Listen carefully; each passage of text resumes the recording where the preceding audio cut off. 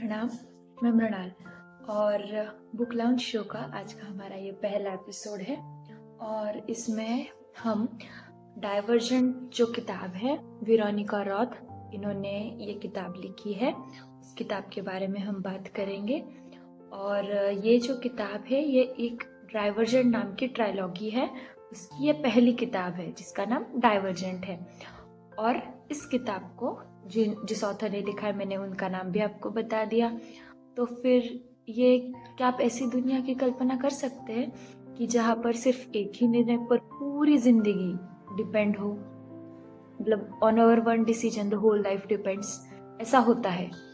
ये भले किताबी दुनिया हो या फिर हमारी दुनिया हो, पर हमारे हर निर्णय पर काफ़ी लोगों की जिंदगियों पर भी प्रभाव पड़ता है और हमारे खुद की तो पड़ता ही है।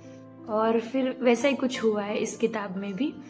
इस जो किताब है उसमें एक लड़की है जिसका नाम बिट्रिसी प्रियर है, पर वो खुद को बिट्रिसी कहना पसंद करती है।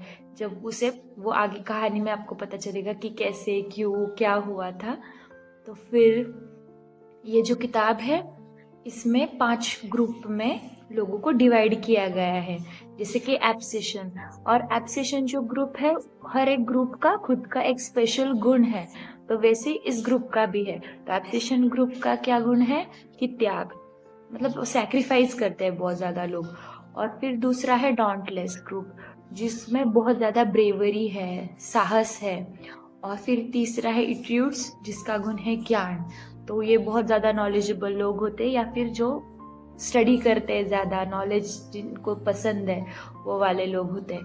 फिर एमेटी नाम का एक ग्रुप है जिसका गुण शांति है, पीस इन्हें सबसे ज़्यादा पसंद है। और फिर 5वां ग्रुप है कैंडर, जो सच्चाई का है, मतलब वो हमेशा सच ही बोलेंगे, झूठ नहीं बोलते वो लोग। ऐसे 5 ग्रुप्स में लोगों को डिवाइड किया गया है।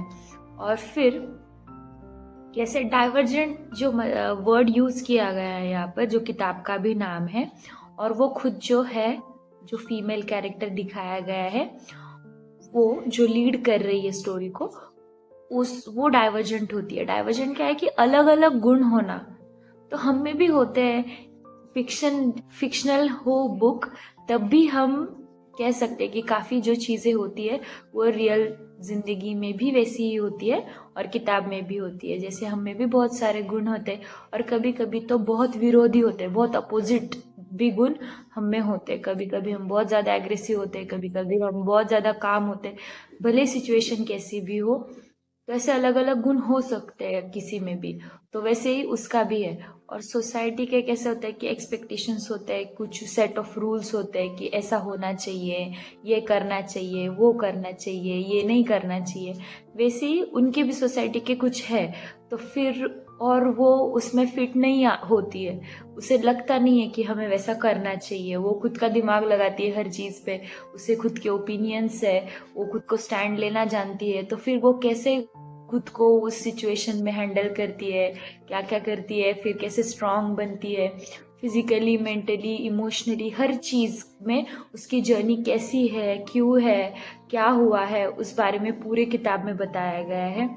उसके फ्रेंड्स जो ग्रुप है, जो उसे मिला है वहाँ का फ्रेंड्स ग्रुप, वो भी बहुत अच्छा है। कुछ लोग बुरे भी मिलते हैं, कुछ लोग अच्छे भी मिलते हैं, पर फिर भी वो सबसे कैसे डील करती है, खुद की स्ट्रेंथ कैसे बढ़ाती है, उन सब चीज़ों के बारे में बताया गया है। और विद्रोह, रिवोल्ट, रिबेल करना उसे अच्छा लगता है। मतलब जब भी उसे दिमाग में कुछ हो और उसे वो पसंद ना आए कि लोग हमें ये करने को कह रहे हैं और हमें ये नहीं करना है, तो वो चीज़ को वो कैसे करती है, जो सही लगता है उसे वो हमेशा करती है। और वो चीज़ वो कैसे करती है वो उस बुक में दिया गया है। तो मुझे ये किताब बहुत अच्छी लगी। उसके फ्रेंड्स का जो कैरेक्टर्स है उसमें थोड़ी और लेयरिंग हो सकती है, ऐसा मुझे लगता है, पर फिर भी किताब तो बहुत अच्छी थी, बहुत एडवेंचरस थी, सेल्फ ग्रोथ पर डिपेंड करती है। और जैसे कि मैंने कहा कि हमारे हर डिसीजन के कुछ ना कुछ कॉन्सिक्वेंसेस होते हैं, यानी कि परिणाम होते हैं। तो उसने जो डिसीजन लिया उस चीज़ का क्या परिणाम हुआ, उस चीज़ के भी बारे में उन्होंने बताया गया है। और हमें भी, मुझे लगता है कि असल ज़िंदगी में यह ध्यान रखना चाहिए कि हमारे हर निर्णय पर कैसे कॉन्सिक्वेंसेस हो सकते हैं। उसके बारे में हमें सोचकर निर्णय लेना चाहिए। और अगर एक बार निर्णय हो गया हो तो उस पर डटे रहना भी बहुत ज़रूरी है। तो वो भी हम काफ़ी कुछ सीखते हैं इस किताब से भी, उसकी जर्नी से भी, और खुद के लिए भी काफ़ी कुछ। तो अगर आपने ये किताब अभी तक नहीं पढ़ी है तो ज़रूर पढ़िएगा, और आपने ये किताब पढ़ी है तो फिर आपको ये किताब कैसी लगी वो भी बताइएगा कमेंट सेक्शन में। मैं ज़रूर पढ़ूंगी और कोशिश करूंगी कि मैं आपको भी रिप्लाई दे सकूं। और आपको क्या लगता है कि अगली किताब मुझे कौन सी पढ़नी चाहिए?